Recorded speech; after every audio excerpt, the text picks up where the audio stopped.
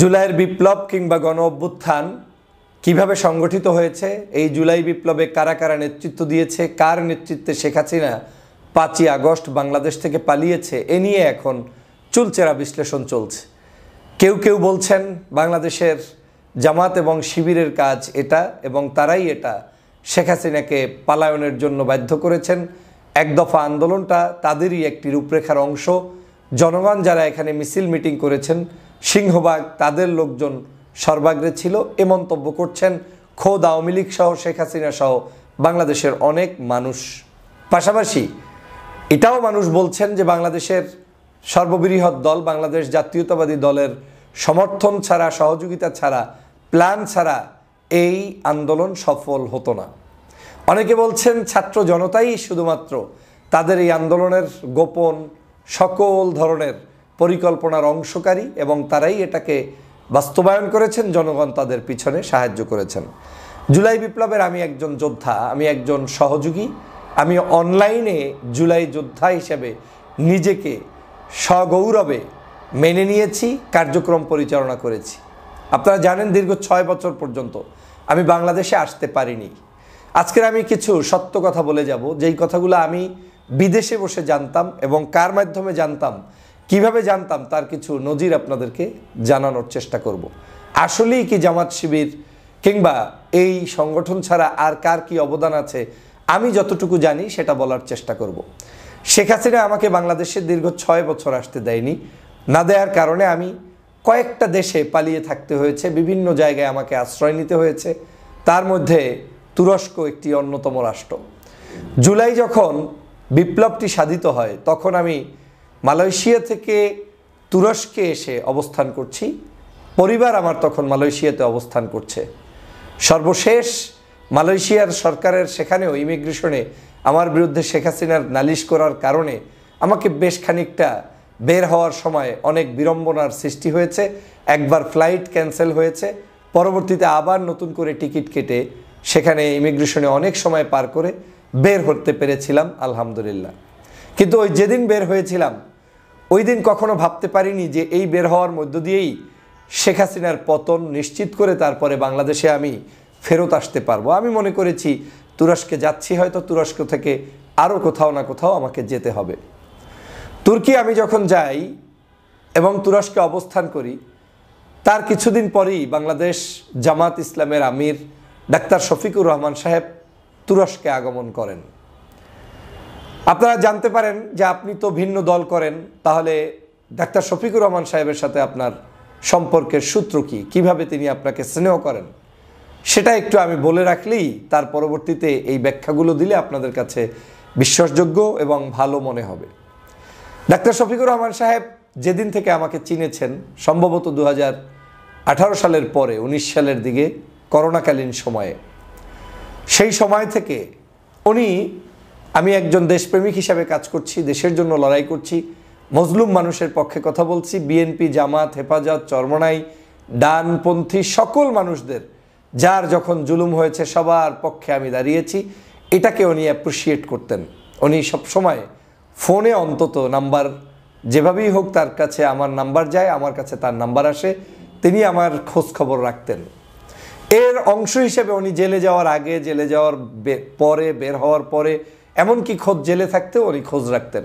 উনি জানতেন আমি ভিন্ন মতের, কিন্তু উনি এতটুকু বিশ্বাস করতেন যে আমার দ্বারা কখনোই ধর্মভিত্তিক কোনো দলের ক্ষতি যেমন হবে না, ইসলামী মূল্যবোধের ক্ষতি আমি কোনোদিন করতে দিব না, এই বিশ্বাস ওনার ছিল বিধায় উনি আমাকে একেবারেই খুব কাছের মানুষ মনে করে অনেক বিষয় পরামর্শও দিতেন। আমি তার পরামর্শগুলোর জন্য আজকের জাতির সামনে তাকে আন্তরিকভাবে ধন্যবাদ জানাই। তো আমি আসি এখন প্রসঙ্গে, যে কি প্রসঙ্গে আমি বলছি যে এই জুলাই বিপ্লবের অবদান বাংলাদেশের জামাত শিবিরের কিংবা অন্য রাজনৈতিক দলগুলোর যেটা আছে তার বাহিরেও যে ব্যক্তি জামাত শিবিরের মূল নেতা ডাক্তার শফিকুর রহমান, ওনার কি অবদান কিভাবে থাকতে পারে সেটা আমি একটু বর্ণনা করতে পারি। উনি তুরস্কে আসেন 23শে জুন, সম্ভবত 23শে জুন সকালবেলা, তুরস্কের ফজর হওয়ার কিছুক্ষণ আগে উনি তুরস্কে ল্যান্ড করেন। ল্যান্ড করার পরে উনি আমাকে ফোন দেন যে আজকের আমি মাত্র এসে নেমেছি, নামাজ কালাম পড়ব, হোটেলে রেস্ট নিব, তোমাকে পরে জানানো হবে তুমি কোথায় কোন জায়গায় আমার সাথে সাক্ষাৎ করতে পারবে। আমি অত্যন্ত খুশি হয়েছি, ওনার সাথে আমার জীবনে দেখা হয়নি, এই প্রথম সাক্ষাৎ হবে। আমি সন্ধ্যার মধ্যে উনি যেখানে আসতে বললেন আয়া সোফিয়া মসজিদে আমি উপস্থিত হলাম, সেখানে ওনার সাথে সাক্ষাতে মিলিত হলাম, নামাজ পড়ে কোলাকুলি করলাম। তারপরে টি ব্রেকের একটি ছোট্ট আয়োজনের মতো তিনি আমাদেরকে সবাইকে, ওখানে আরও যারা উপস্থিত ছিলেন, চা কফি বা এ জাতীয় কিছু আমাদেরকে উপস্থাপন করলেন, আমরা সেটা ভোগ করলাম। তারপরে ওনার সাথে একটু ট্রেনে ছোট্ট জার্নি করার সুযোগ পেলাম। সেই ট্রেনে যাওয়ার পথে তার চেয়ারের পাশের চেয়ারটাতে আমাকে বসালেন। আমাকে বসিয়ে বাংলাদেশ সম্পর্কে বিভিন্ন মন্তব্য বক্তব্য দিচ্ছেন। স্বভাবতই আমি খুব বিষণ্ণ ছিলাম, মন খারাপ ছিল যে বাংলাদেশ থেকে দীর্ঘ 6 বছর পরে এসেছি, আবার 24 সালেও শেখ হাসিনার নির্বাচন আর একটা সুষ্ঠুভাবে অনৈতিকভাবে অবৈধভাবে তিনি করে ফেলেছেন। তার 29 পর্যন্ত তো আর বাংলাদেশে যেতেই পারবো না, আর ভবিষ্যতে যাব কি যাব না তাও তো কোনো নিশ্চয়তা নাই। সে কারণে দুঃখ বরাক্রান্ত হৃদয় নিয়ে বাংলাদেশের যত বড় বড় রাজনৈতিক দল যখনই আমার সাথে কথা বলেন, জানতে চাইতাম আপনার পরিকল্পনা কি হতে পারে। আমি ডাক্তার শফিকুর রহমান সাহেবের প্রতি কৃতজ্ঞতা জানাই। ওনাকে আমি জিজ্ঞেস করলাম, হুজুর আমাদের কি হবে, কি করতে পারি, আপনারা কি করছেন? উনি বললেন বাংলাদেশে একটি বিপ্লব হতে হবে। তো উনি বললেন বাংলাদেশে একটি বিপ্লব হতে হবে এবং এও বললেন বাংলাদেশে একটি বিপ্লব হবে। আমি ট্রেনে এই আল্লাহকে হাজির রেখে এই রমজান মাসে এই সত্য কথাগুলো প্রকাশ করছি এজন্য জাতির জেনে রাখা দরকার যে বিপ্লব এবং এই গণঅভ্যুত্থানের সূত্রপাত কোন জায়গা থেকে, কোন ব্যক্তির মুখ থেকে কিভাবে এসেছে, এবং সেটা আজকের আপনাদেরকে প্রকাশ করছি। 23শে জুন ওনার সাথে সন্ধ্যায় আমার সাক্ষাতে তিনি বলছেন বাংলাদেশে একটি বিপ্লব হবে। আমি তখন মনে মনে হাসলাম এজন্য আমরা যারা ইসলামিক বাংলাদেশে রাজনৈতিক দলগুলোর সাথে সম্পৃক্ত থেকে রাজনীতি করছে সবারই একটি চিন্তা থাকে বিপ্লব হবে, ইসলামী বিপ্লব হবে, হুকুমত হবে, দিন কায়েম হবে, ধর্মভিত্তিক বহু বক্তব্য থাকে। তো সেই শব্দ চয়নের জায়গা থেকে আমিরে জামাত হয়তো বলেছেন একটি বিপ্লব হবে। তারপরে উনি শ্রদ্ধেয় ব্যক্তিত্ব, আমি চুপ করে শুনলাম, জানতে চাইলাম বিপ্লব কিভাবে হবে। বলে হবে, যে কোনো উপায়ে হবে, মানুষ জেগে উঠবে, সবাই মিলে সম্মিলিত প্রচেষ্টায় হবে, তবে সেটা হয়ে যাবে, এই বিপ্লবের জন্য প্রস্তুতি গ্রহণ করো। আমি ওনার এই বক্তব্যগুলো শুনে কিছুটা আশান্বিত হলাম এবং আমি ওনার সফর সম্পর্কে কিছুটা অবগত হলাম। যদি আমি মিস্টেক না করি, উনি বাংলাদেশের এই রাজনৈতিক পট পরিবর্তনের অংশ হিসাবে উনি যে মুখ্য ভূমিকা পালন করেছে তার কিছু ইঙ্গিত তার এই বক্তব্যে পেয়ে যাই। উনি কয়েকটি রাষ্ট্র, উল্লেখযোগ্য পরাশক্তির কয়েকটি রাষ্ট্র তখন ভিজিট করেন, যেটা আমি জানি, এবং তুরস্কের পরেই এই ভিজিটগুলো সম্পন্ন হয়। তাহলে ওনার ভিজিটগুলো সম্পন্ন হয় 23শে জুনের পরে। বাংলাদেশে জুলাইয়ের আন্দোলন শুরু হয়ে যায় 23শে জুনের পরে। আর আমার সাথে তার সাথে সম্ভবত 24 অথবা 25শে জুন কথা হয়। তিনি যখন তুরস্ক থেকে চলে যাবেন 25শে জুন সম্ভবত বা 26শে জুন এরকম একটি সময় ফোনে আবার কথা হয়। তিনি বলেন ফোনে কন্ট্যাক্ট থাকবে, যোগাযোগ রাখিও। এর পরবর্তীতে উনি আমাকে 26শে জুলাই হঠাৎ একদিন মেসেজ পাঠান হোয়াটসঅ্যাপে, যখন বাংলাদেশে জুলাইয়ের আন্দোলন একেবারে ঘনীভূত হয়ে গিয়েছে, জমে গিয়েছে, সর্ব জায়গায় আন্দোলন, শেখ হাসিনার পতন নিশ্চিত হচ্ছে। এবং সেই কঠিন পরিস্থিতির মধ্যে হঠাৎ করে উনি আমাকে একটি মেসেজ পাঠান আসসালামু আলাইকুম বলে।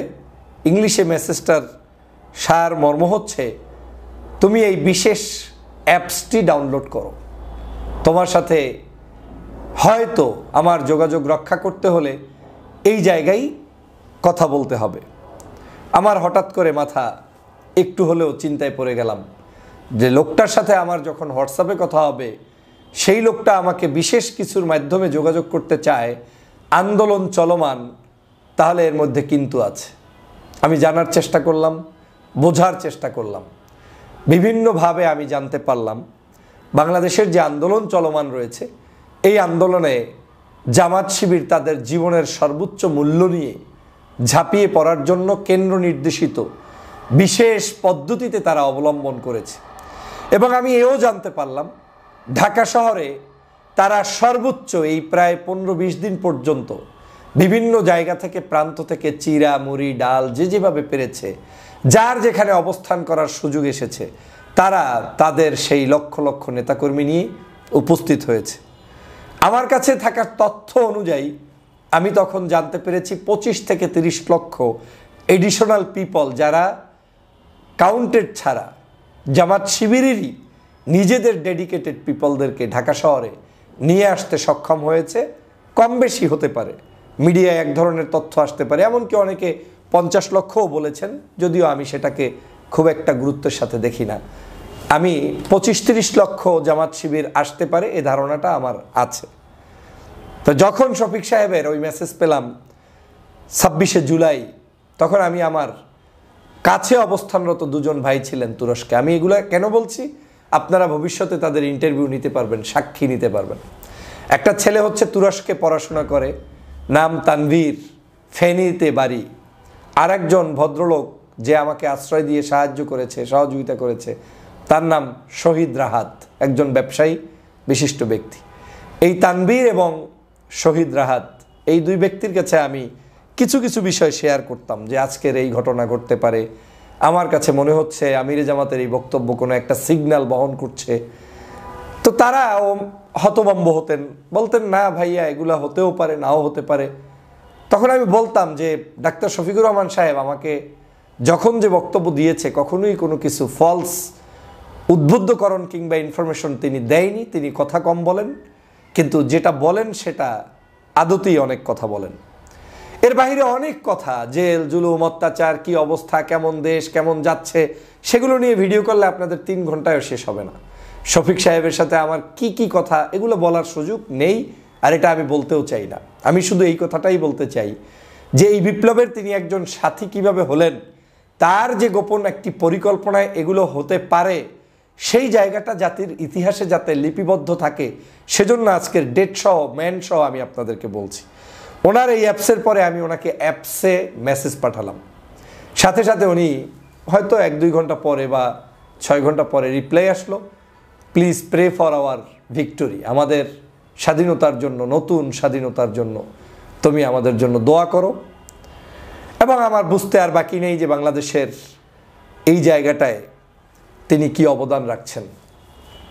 জুলাই বিপ্লব চলতে থাকলো, আমরা সেই আন্দোলনের আমি দিন রাত 24 ঘন্টা ভিডিও বানালাম, বক্তব্য দিলাম, লাইভে যেতে থাকলাম। বাংলাদেশে ইন্টারনেট বন্ধ, আমি চেষ্টা করলাম জানার পরেও যে বাংলাদেশের বন্ধ, কিন্তু কোটি বাংলাদেশি বিদেশে জাগ্রত যারা তথ্য শুনতে চায়, জানতে চায়, আমি সামহাও যে কোনো ইনফরমেশন পেলে সেখান থেকে তথ্যগুলো নিয়ে আসতাম, রাত ভর কান্না করতাম, আপনাদেরকে উদ্বুদ্ধ করতাম।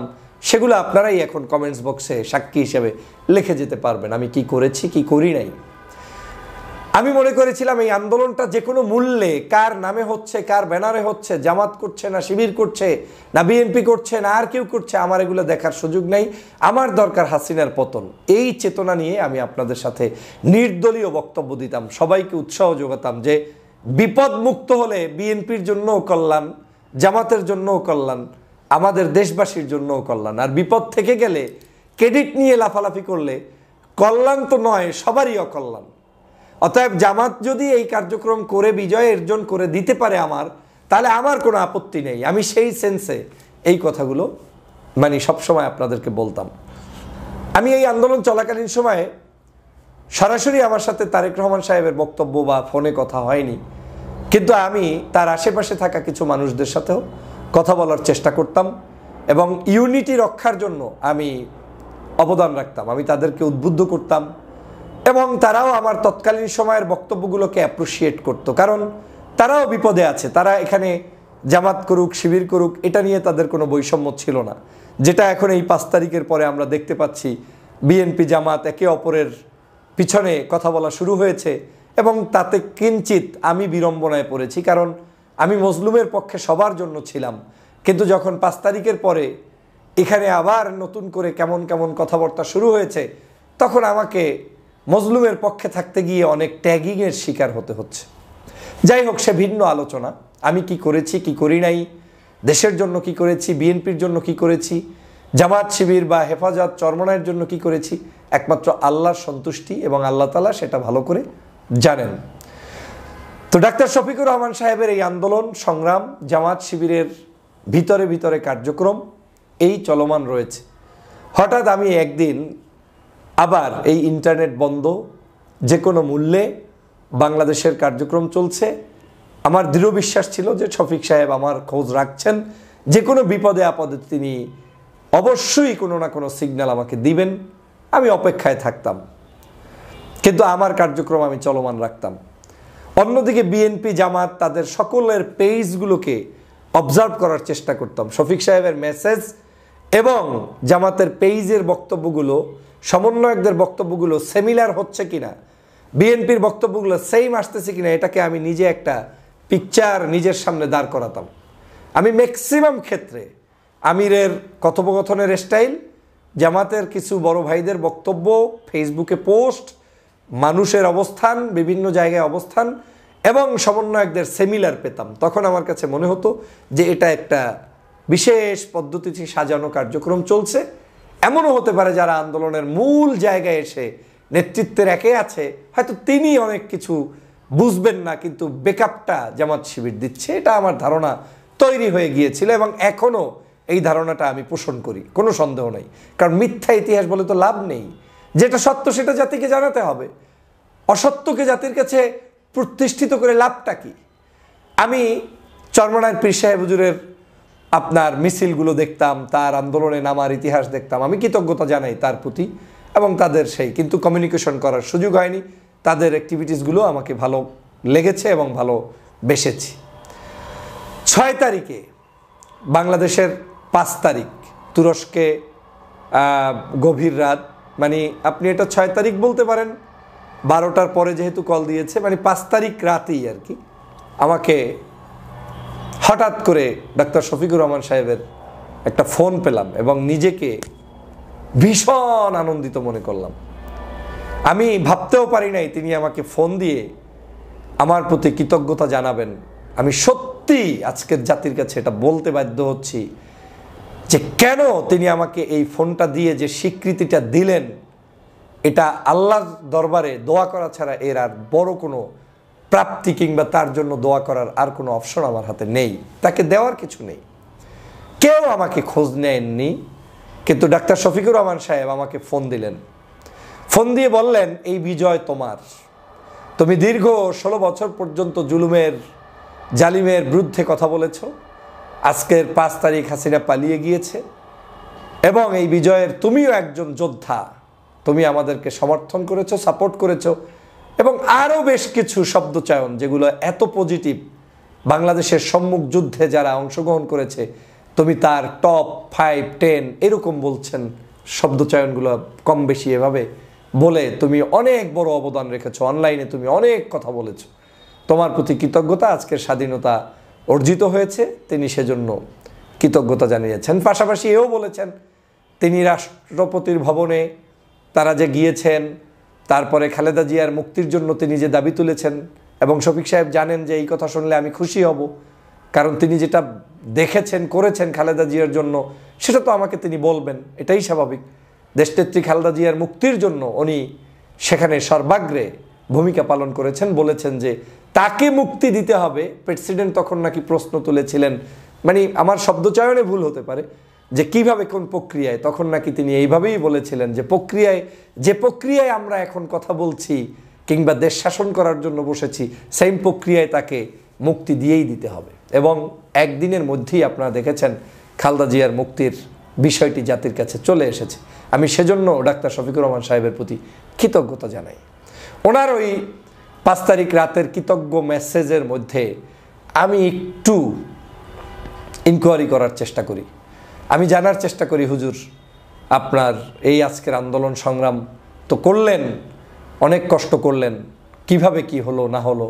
সংক্ষিপ্ত বক্তব্যে যেটা হলো, ফয়জুল তুমি তো সব কিছুই বোঝো, এখানে আমরা চাইলে আমাদের সংগঠনের নাম কিংবা আমাদের ছেলেদের নাম আগে প্রকাশ করে হয়তো দিতে পারতাম, কিন্তু একটি বিজয় অর্জনের জন্য অনেক স্যাক্রিফাইস করতে হয়। আমরা জামাত নির্যাতিত হয়েছি, আমাদের দল বন্ধ করে দেওয়া হয়েছে, কিন্তু তাই বলে তো আমি আমার এই দলকে শুধুমাত্র সামনে প্রমোট করে জাতীয় ঐক্য বিনষ্ট করতে পারি না। আমরা আমাদের সব কিছু ঝেড়ে দিয়ে আমাদের সকলের সিদ্ধান্ত মোতাবেক আমরা এটাকে জাতীয় ঐক্যে রূপান্তরিত করেছি। আমরা এখানে ক্রেডিট নিতে চাইনি, কিন্তু এর সমস্ত জায়গায় আমাদের ছেলেপেলে কিভাবে কোথায় কাজ করেছে ফয়জুল, এটা তুমি তো ভালোই বুঝতে জানো, এবং এটা আমাদের পরিকল্পনায় হয়েছে। এই শব্দগুলো আমি যা বললাম কম বলা হয়েছে, কারণ অনেক শব্দ আমি চাইলেও আপনাদেরকে শেয়ার করতে পারবো না। আমি সেদিন ফেস দ্য পিপলের টকশোতে, পরের দিন সম্ভবত 5 তারিখেও আমার টকশো হয়েছে, এর পরের দিনও 2-1 দিনের মধ্যে টকশো হয়েছে, আমি ওখানে ইতিহাসের সাক্ষী হিসাবে ডাক্তার শফিকুর রহমান সাহেবের নাম উচ্চারণ করেছিলাম, বিএনপির জনাব তারেক রহমানের নাম উচ্চারণ করেছিলাম, অন্য দলের সবার কথা বলেছিলাম, কিন্তু শফিক সাহেবের কথাটা আমি যেহেতু 1 to 1 জানি, আমাকে যেহেতু সরাসরি কথা হয়েছে, আমি তার নাম উচ্চারণ করেছি।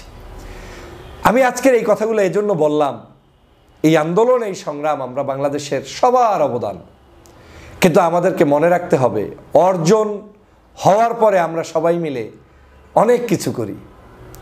আজকে দেখেন, যদি সত্যি আওয়ামী লীগের মতো কোনো পুলিশ থাকে, 5-10 হাজার পুলিশ যদি আপনার সামনে এসে নেমে ঠাস ঠাস করে আপনার বিরুদ্ধে গুলি করা শুরু করে দেয়, দেখবেন কারা কারা আবেদন করছেন, নিবেদন করছেন, এই দেশ আপনি করছেন, আমি করছি, অনেকেই সেখান থেকে হারিয়ে যাবে। এটাই বাস্তবতা।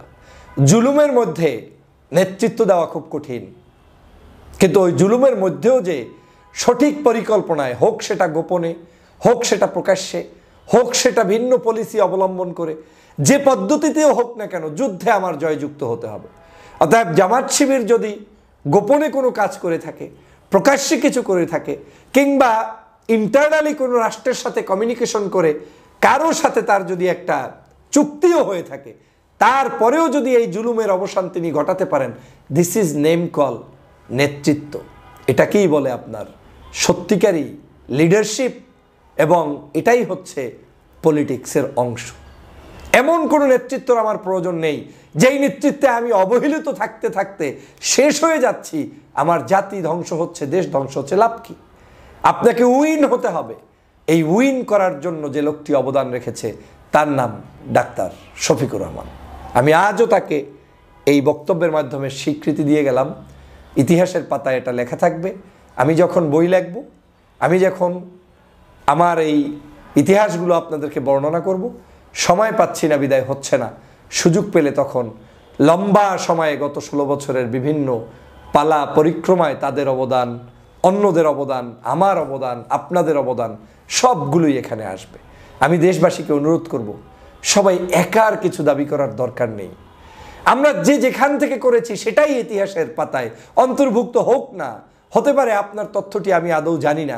যেমন আমি আজকে যেটা বললাম, শফিক সাহেব এই ভিডিও দেখলে তিনিও হয়তো উত্তরে উঠবেন যে কিরে, এই সকল জিনিস তো জাতির কাছে কোনোদিন আমি বলিনি। তাহলে আমি আজকের ইতিহাসের সাক্ষী হয়ে আজকের এই শব্দ চয়ন করলাম। আশা করি আপনাদের এই ভিডিওটি ভালো লেগেছে, বক্তব্য ভালো লেগেছে। ইতিহাসকে জানার চেষ্টা করুন, মিথ্যাকে পরিহার করুন, সত্যের পথে থাকুন। আজ আবারও বলছি, রোজা মুখে বলছি, এই যা বলছি সবই সত্য। এখানে কিঞ্চিত বাড়িয়ে শফিক সাহেবের কোনো একটি মিথ্যা প্রমোট আমি এখানে করলাম না, বরং অনেক তথ্য যা তিনি আমাকে বলতেন সেটা এই বক্তব্যে বলার সুযোগ নেই। ভালো থাকবেন, সুস্থ থাকবেন, আল্লাহ হাফেজ।